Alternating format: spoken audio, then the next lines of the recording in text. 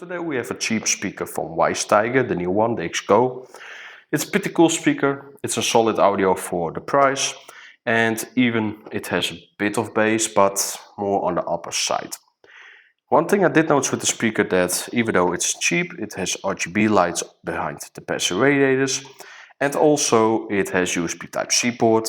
But the weird thing with the speaker is actually you have a big flap, but there are only like 2 connections. So it is pretty clear that the speaker is also sold by other brands maybe, where they have like an SD card slot, maybe even USB out.